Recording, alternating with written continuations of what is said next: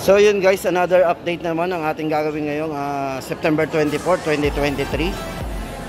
So ayan, kailangan lagi tayong updated guys kasi yung mga pinaplano natin bilhin mga cellphone, especially yung mga murang Android phone at gaming phone na Infinix, kailangan lagi tayong updated guys. So ito guys, isa-isa inahuli natin.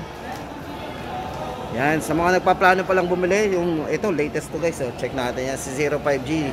Ito na pa yung pinakahuling lumabas sa kanila. At syempre guys, sa accessories, baka gustong bumili ng mag-avail ng relo nila, smartwatch po yan. So yun guys, umpisahan na natin ang ating price update. Ito guys, yung ating mga i-update sa inyo. Sa mga naghahanap ng gaming phone na mura at affordable, syempre yung mga latest model, ito. At syempre guys, yung mga budget phone ni Infinix, ito isa-isahin po natin.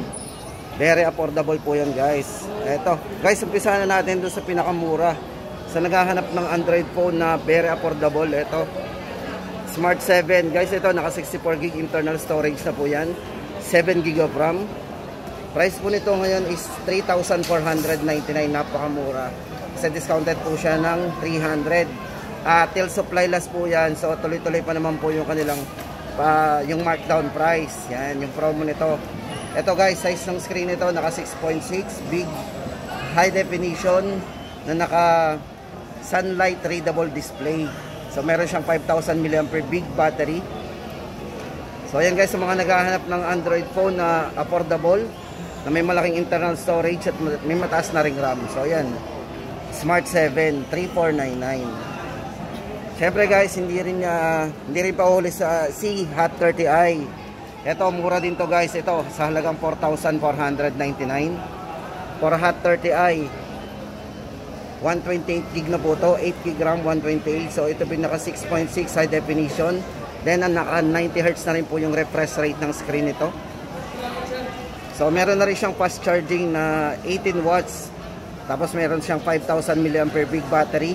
So maganda dito guys, naka Type-C na po yung kanyang charging port. Yan. Guys, mga nagtatanong nga pala, ito, kino-compare nila kung ano daw yung maganda sa dalawa. Ito naman yung kay Hot 30 Play. So ito, Hot 30 Play and Hot 30i.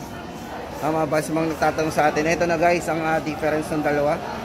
Ito para kay Hot 30i, Hot 30 Play, ito 5,499. Ito guys, naka 16GB of RAM, so mas mataas ang RAM nito.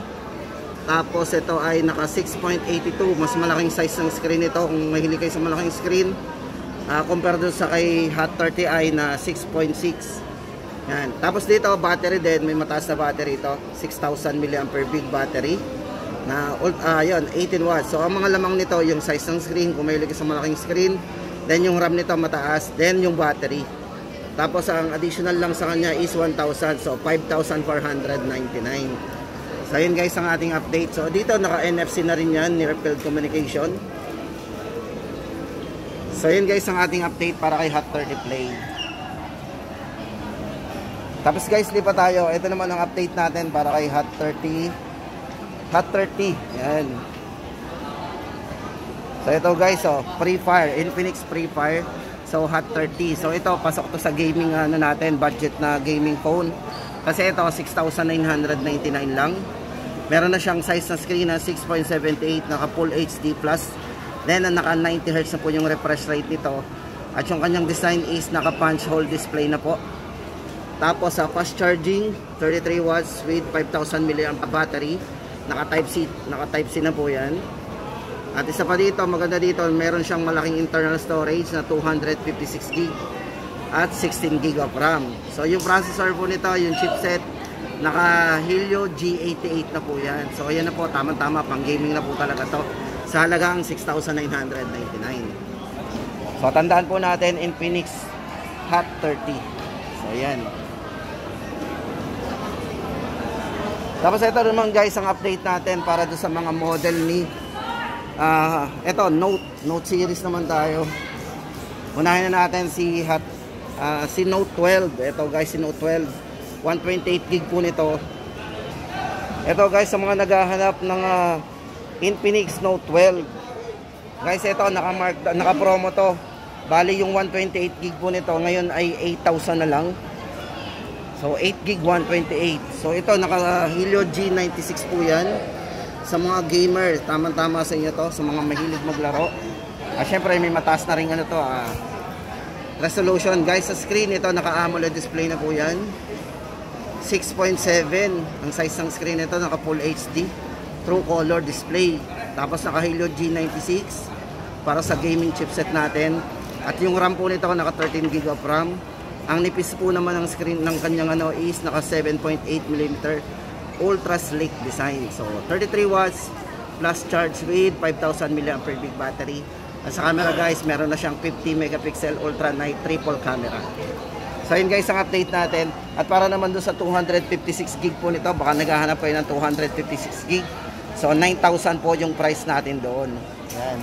At guys, punta naman tayo doon sa mga latest model ng Note series. Ito syempre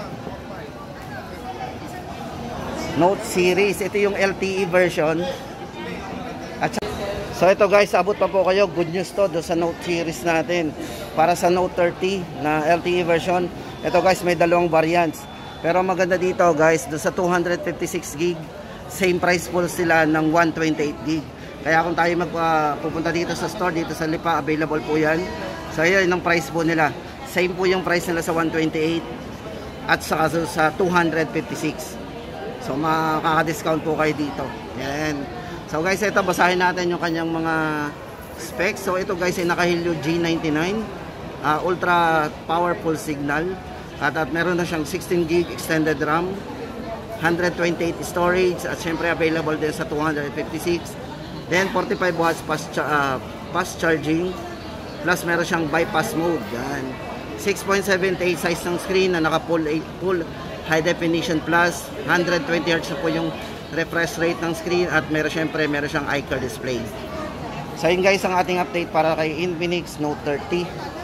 At para naman doon sa kanyang 5G version, ito naman po yung ating price update. Ito guys, para sa chipset, check po natin. Unang-una syempre 5G connectivity, and ano natin is mabilis kasi naka 5G yan. Downloading and uploading mabilis. Then syempre guys, ito naka Dimensity 680 5G processor. Ganun kataas yung kanyang ginamit na chipset. Then meron din siyang 16 GB of RAM, extended RAM, 256 GB internal storage, so sobrang laki na rin. At naka 45 watts fast charging.